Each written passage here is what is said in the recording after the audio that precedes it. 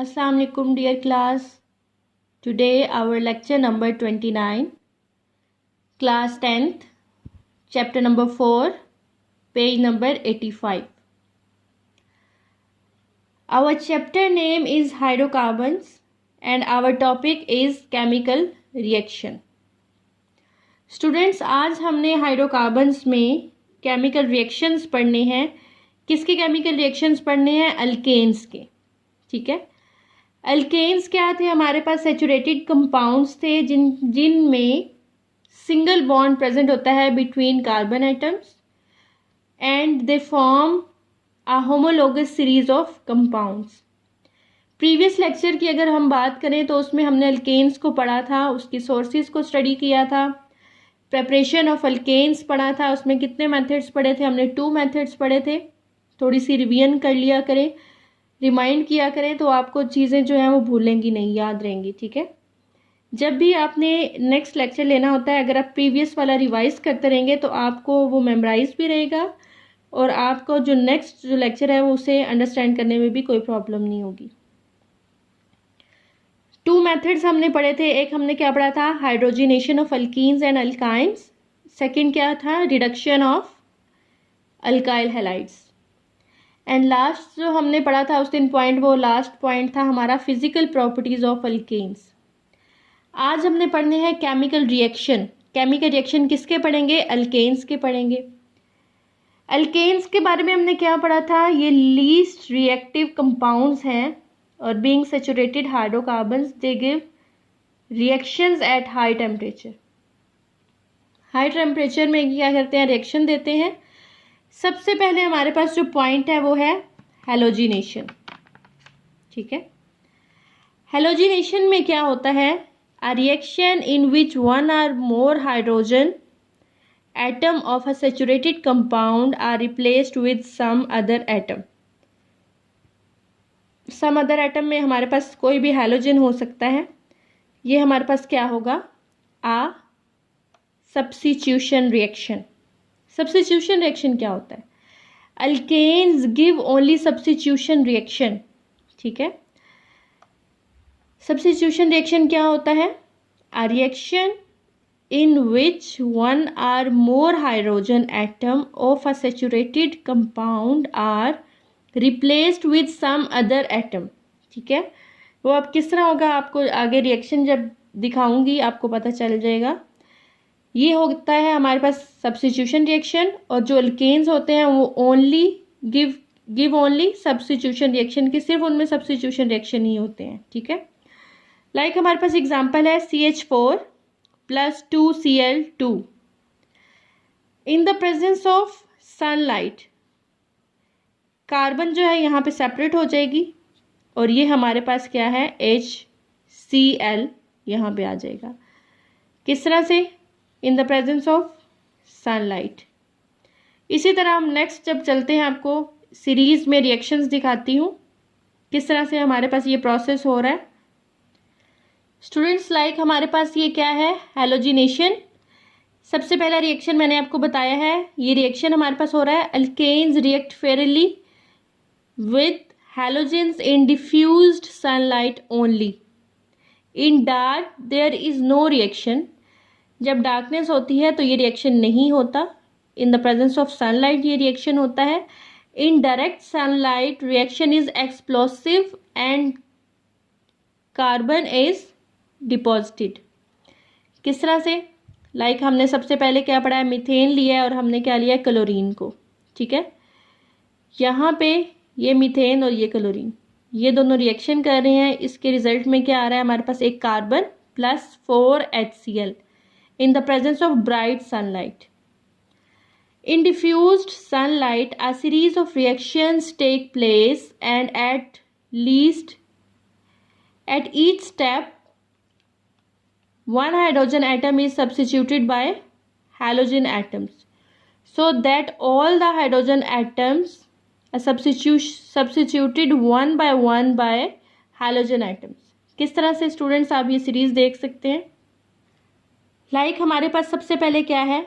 CH4 + Cl2 in the presence of diffused sunlight हमारे पास क्या प्रोडक्ट्स आएंगे, CH3Cl प्लस HCl। HCl हमारे पास क्या है, हाइड्रोक्लोरिक एसिड है, और CH3Cl हमारे पास क्या है, क्लोरोमीथेन। उसके बाद हम क्लोरोमीथेन जो है इसको रिएक्ट करवाएंगे किसके साथ, क्लोरीन के साथ। जब ये हमारे पास अटैच होगी एक दूसरे के साथ केमिकली और क्या करेंगे, रिएक्शन करेंगे, तो इसके रिजल्ट में क्या आएगा हमारे पास, CH2Cl2 प्लस HCl। CH2Cl2 हमारे पास क्या है, डाइक्लोरोमीथेन प्लस हाइड्रोक्लोरिक एसिड। अब हमने डाइक्लोरोमीथेन जो है हमारे पास ये जो प्रोडक्ट आया है इसको हमने रिएक्शन करवाना है क्लोरीन के साथ इन द प्रेजेंस ऑफ सनलाइट।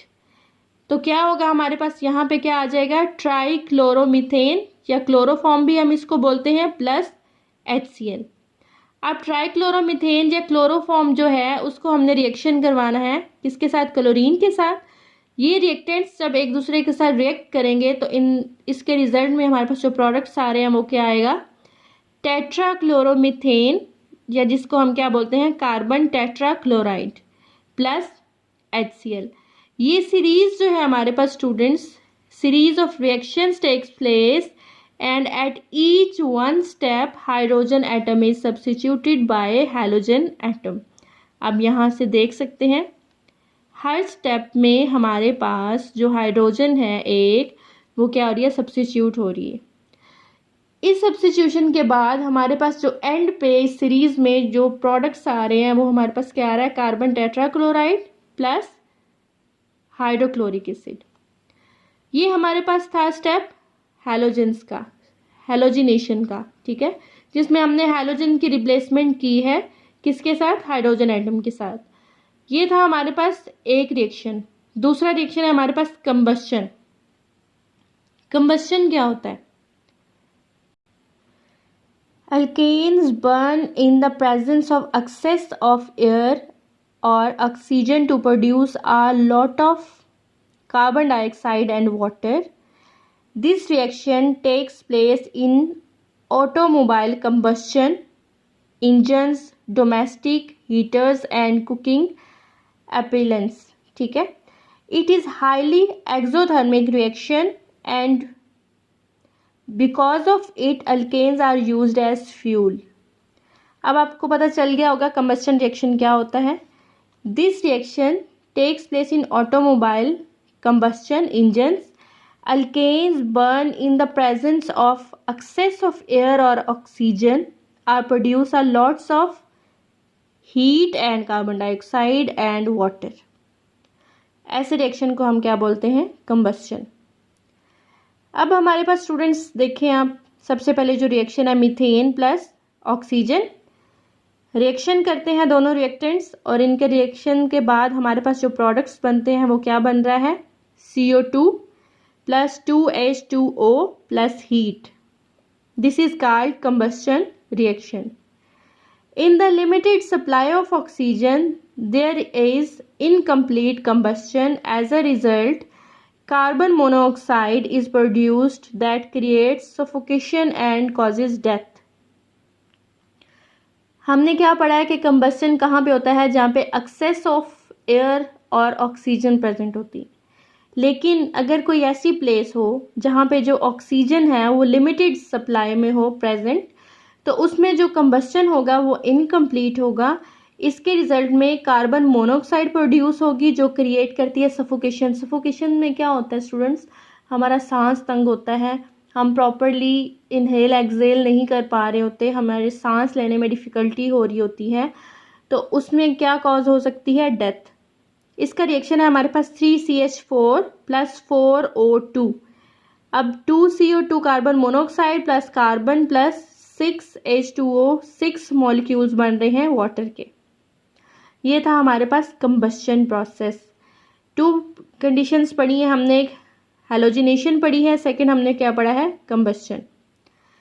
अब हमारे पास जो अल्केन्स का लास्ट टॉपिक है वो आता है uses of methane and ethane. अब आपने स्टूडेंट्स यूजेस जो हैं ये पढ़नी है, ये मैं आपको रीड करवा देती हूँ, ये आपने याद करनी है, ठीक है। इसमें समझने वाली कोई चीज़ नहीं है, इसमें जस्ट रीडिंग है। आपने इस रीडिंग को अच्छे से याद कर लेना। सबसे पहले नेचुरल गैस क्या होती है? Methane is used as domestic fuel. आपको पता है कि हम घरों में जो सुई गैस यूज़ करते हैं, ठीक है, वो जो सुई गैस होती है वो नेचुरल गैस होती है, और वो कौन सी गैस होती है? मीथेन गैस होती है। मीथेन गैस जो है उसको हम घरों में यूज़ करते हैं as a domestic fuel. Second point है हमारे पास compressed natural gas CNG। CNG is used as automobile fuel. ये हमारे पास एक कंप्रेस्ड नेचुरल गैस होती है जिसको हम यूज़ करते हैं एज ऑटोमोबाइल फ्यूल के तौर पे। आपने सुना होगा जो हमारे पास गाड़ियाँ होती हैं उनमें हम यूज़ करते हैं CNG कंप्रेस्ड नेचुरल गैस, जो कि क्या है? यूज्ड एज ऑटोमोबाइल फ्यूल के तौर पे यूज़ होती है। जिस तरह हम पेट्रोल वगैरह यूज़ करते हैं इसी तरह हम CNG भी यूज़ करते हैं। उसके बाद हमारे पास आता है थर्ड पॉइंट में हमारे पास क्या है? These gases are used in the manufacture of chemicals such as carbon black, methyl alcohol, ethyl alcohol, chloroform, carbon tetrachloride, formaldehyde and acetaldehyde. ठीक है, ये गैसेज जो है मैन्युफैक्चर करने में, केमिकल्स मैन्युफैक्चर्स करने में, ठीक है, ये जो आगे नेम्स गिवन है ये हमारे पास केमिकल्स हैं। इनकी मैन्युफैक्चरिंग में ये गैसेस जो हैं इनको यूज़ किया जाता है। क्या क्या बनाते हैं हम इसमें? Carbon black, methyl alcohol, ethyl alcohol, chloroform, carbon tetrachloride, formaldehyde and acetaldehydes. ठीक है, ये केमिकल्स जो हैं इनकी मैन्युफैक्चरिंग में हम इन गैसेस को यूज़ करते हैं। These chemicals are used in daily life. ठीक है, अब क्वेश्चन ये आता है कि इन केमिकल्स को हम क्यों मैन्युफैक्चर करते हैं?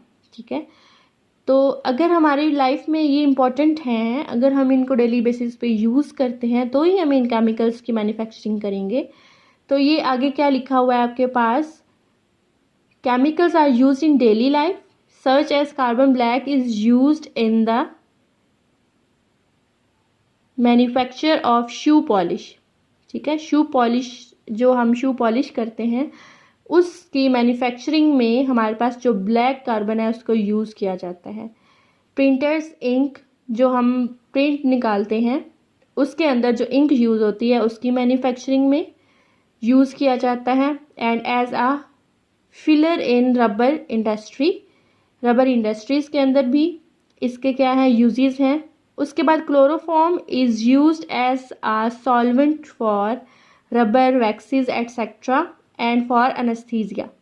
एनेस्थीसिया स्टूडेंट्स क्या होता है? ये किसी भी पेशेंट को ड्यूरिंग ऑपरेशन से पहले बेहोश जो किया जाता है, एनेस्थीसिया के साथ बेहोश किया जाता है, उसको बनाने में यूज़ किया जाता है। Carbon tetrachloride is used as an industrial solvent and in dry cleaning.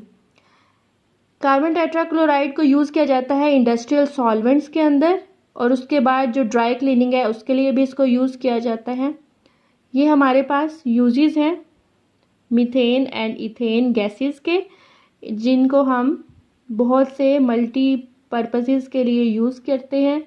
Multipurpose होते हैं हमारे पास जिनमें हम इन गैसेस को यूज़ करते हैं। इनसे जो हम केमिकल्स जो हैं उनकी मैन्युफैक्चरिंग करते हैं, उन केमिकल्स को हम बहुत सी जगह पे यूज़ करते हैं। सो ये हमारे पास बेनिफिशियल हैं, ये इनके यूजेस थे। यहाँ पे हमारे पास जो इथेन का टॉपिक है वो कंप्लीट हो रहा है। नेक्स्ट हमने इथीन पढ़ना है, अल्कीन पढ़ना है। तो अल्कीन जो है वो हम नेक्स्ट लेक्चर में डिस्कस करेंगे। यहाँ तक अगर आपको किसी चीज़ की समझ ना आई हो, किसी रिएक्शन की समझ ना आई हो, आप मेरे से पूछ सकते हैं। आज जो हमारा अल्केन का चैप्टर था, टॉपिक था, वो कंप्लीट हो रहा है।